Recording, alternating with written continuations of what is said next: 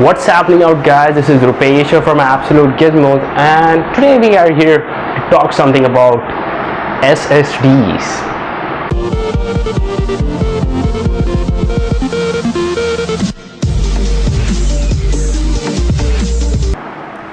So I recently visited the Stuff Gadget show 2015 and especially to the Kingston zone. So Kingston here at that road tried to showcase something different. I mean, they took off an old gaming machine and tried to add a few things to make it even faster than what it is currently. So I was at the entry level gaming system, the one which I got to test with, or I got to play with actually. So it had some technical specification which they gave. It was running Windows 7 64-bit. It had a Core i5 socket type of 1155, which is basically a third generation type of an i5 processor.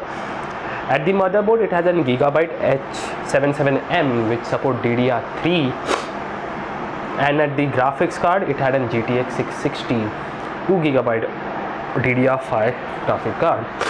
Also, it had a 60 watt PS 600 watt PSU, and the normal keyboard, mouse, and even the desktop, the monitor which was being used.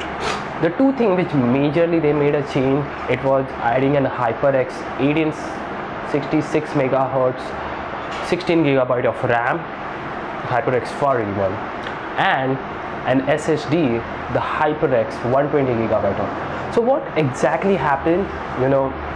I really booted the system my own self personally, because I was really first one to reach off to the booth as early. So I booted off the system, and that system booted in just 12 seconds. That's way faster than a normal hard disk. The normal hard disk takes about 1 minute 30 seconds or 1 minute 50 seconds to boot Windows 7, and that was really 10 times, even more than 10 times faster than what an SSD could do.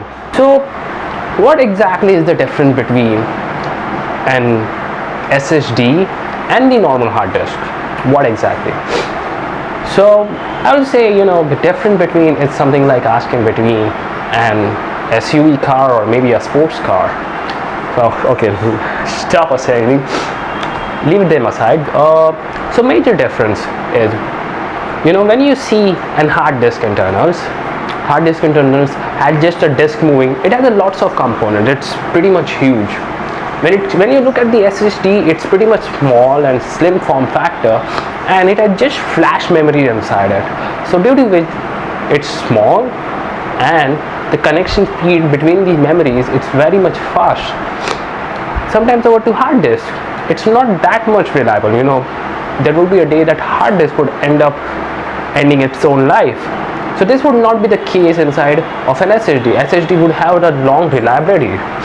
So even if you see, there is the MacBook, even the MacBook Pro with Retina display, each of them uses SSD. Even the Windows Ultrabooks uses SSD.